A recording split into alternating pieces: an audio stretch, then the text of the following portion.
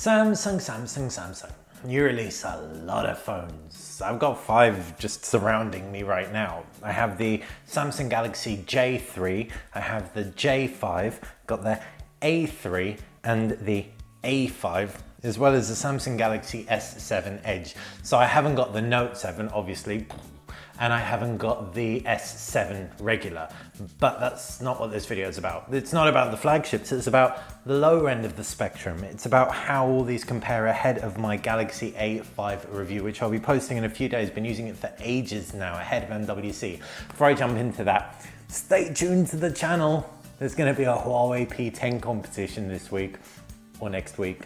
Stay tuned to the channel, subscribe, that's how you will do just that. Right, onto these awesome phones. Well, they are actually all awesome in their own right. First off, I'm going to talk about price. I'm here in the UK, so I'm going to talk UK price. £130 or so for the J3. Then you've got the J5 for an extra 40 odd quid at £170. Then you're going into the £230 for the A5. And finally, at the top end of this spectrum is the 350 odd pound A5. So the A5 is practically a low-end flagship or a past generation flagship. But you'll see, as I talk around the design and the specs and everything, it really does step up and give you a really nice spectrum of choice if you are sold into the Samsung world. So we'll start with the J3, and this thing is a plastic device through and through. It also is for very light users because it's got only 8 GB of internal storage. So if you're installing loads of apps on here, then you probably won't want to get this phone, or if you will, you won't want to be installing big games, but it has some really nice elements that most phones in this price category don't have, such as an AMOLED 720p display. The design's okay, it's fun, but it really is that display that sells at £130. The camera is decent, it's an 8 megapixel rear snapper and it has a 5 megapixel front camera too.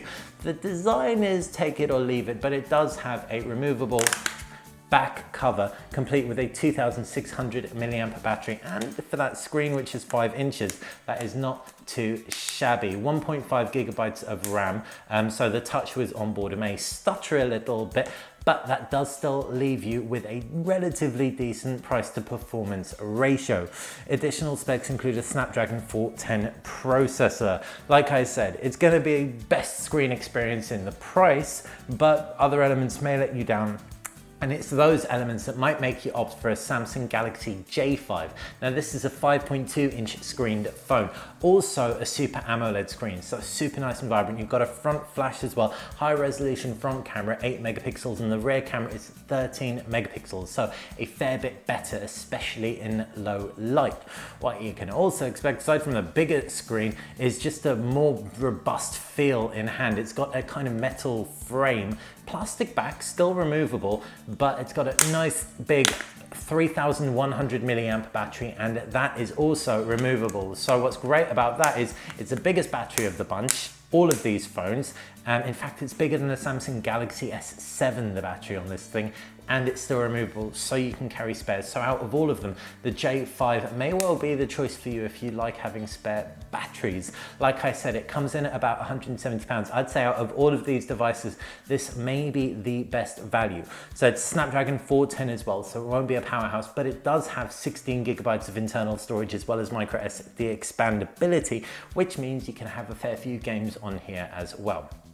I use this a fair bit and I quite like it, I have to say. Out of all of the J series, it's obviously going to be my favorite, but of the whole series, like I said, price to performance ratio, it's well up there.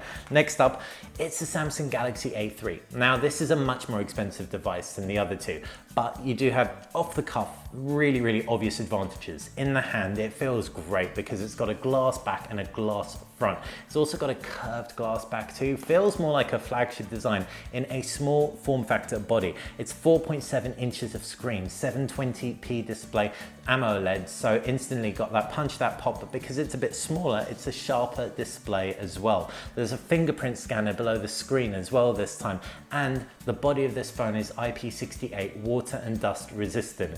Another element that really justifies the price is a USB Type-C at the bottom, so that future-proofs it. It's not the fastest phone in the world in terms of data transfer speeds or in terms of charging, but it still supports faster charging and yeah, just looks much better than the J series in the process.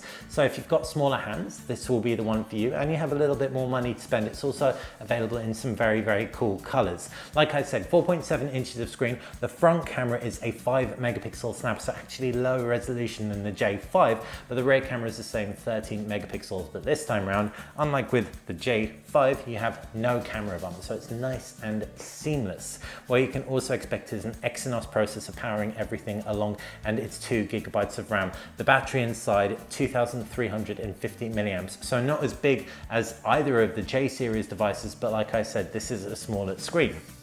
Right. Now we have the bigger brother, the one that I've used the most and the one that I'll be posting my review on later this week, and this is the Samsung Galaxy A5.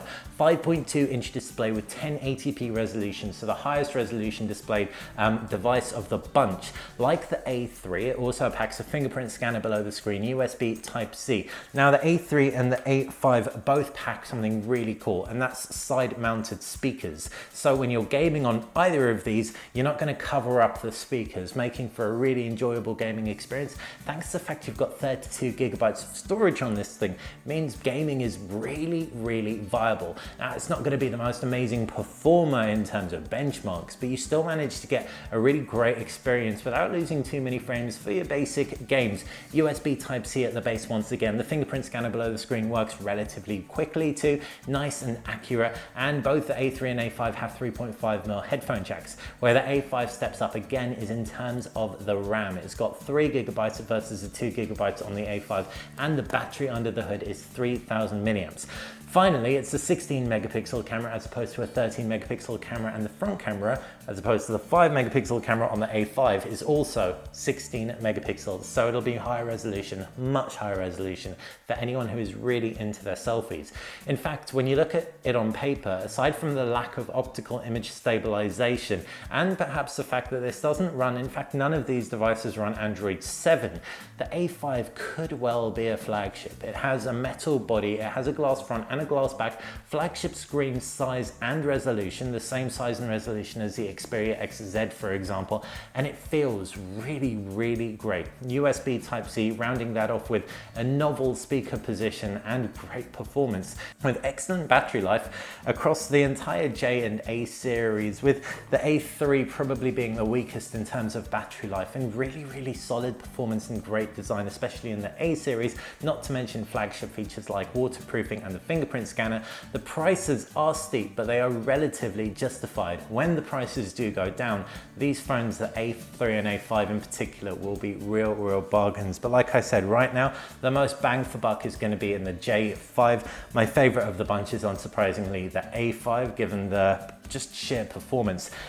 When you're wondering how that stacks up against the Samsung Galaxy S7 Edge, which is the best Samsung around, it's no competition. This is a much more expensive device with a much bigger screen, 5.5 inches, quad HD resolution. The fingerprint scanner also works a bit faster.